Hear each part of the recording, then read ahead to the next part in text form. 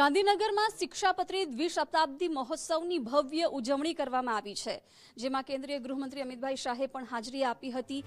સમયુ મહોત્સવમાં અમિતભાઈ શાહ હાજર રહ્યા હતા। પર્વ ગ્રાઉન્ડ, જમિયતપુરા રોડ, અડાલજ, ગાંધીનગર ખાતે ઉપસ્થિતિ। નાયબ મુખ્યમંત્રી હર્ષભાઈ સંઘવી પણ આ મહોત્સવમાં હાજર રહ્યા। શિક્ષાપત્રીના દર્શન કરીને અમિતભાઈ શાહ સ્ટેજ પર પહોંચ્યા હતા। શિક્ષાપત્રીમાં 212 જેટલા શ્લોકનો પણ સમાવેશ કરવામાં આવ્યો છે।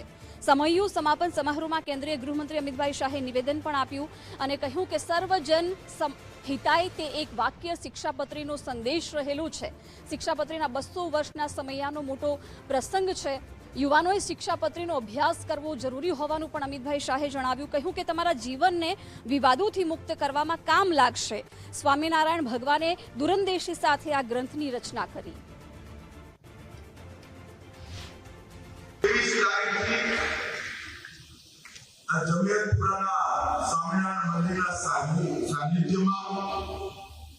શિક્ષાપત્રીના 200 વર્ષ એના સામયનો એક મોટો પ્રસંગ આચાર્ય મહારાજના આગેવાનીમાં અને લાલજી મહારાજે બધી વ્યવસ્થાની દેખરેખ રાખી તો બે પેઢીએ સમગ્ર પ્રસંગને ખૂબ સુંદર રીતે અહીંયા આગળ સૌ સત્સંગીઓને સાથે રાખી પૂરો થવાના આજે છેલ્લો દિવસ છે।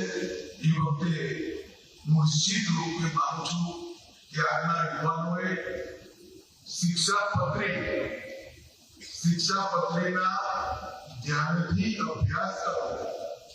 એ કેવળ ધર્મ માટે નહીં, તમારા જીવનને પણ સુચારુ બનાવવા માટે, અનેક વિવાદોથી મુક્ત કરવા માટે સ્વામિનારાયણ ભગવાનના આ શ્લોકો તમને કામમાં આવશે।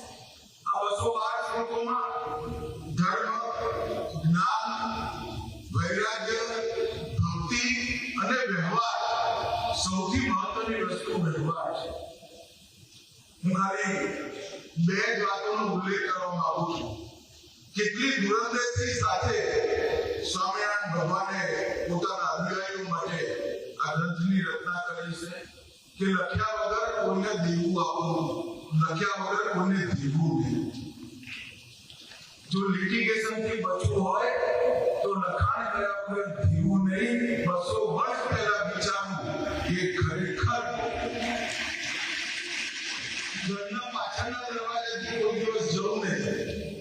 પાછળના દરવાજેથી જવાથી સામાન્ય વ્યક્તિને લાગે વસું, પણ પાછળના દરવાજાથી જઈએ તો 25 પ્રકારની શંકાઓની નિર્માણ થાય। એનાથી હંમેશા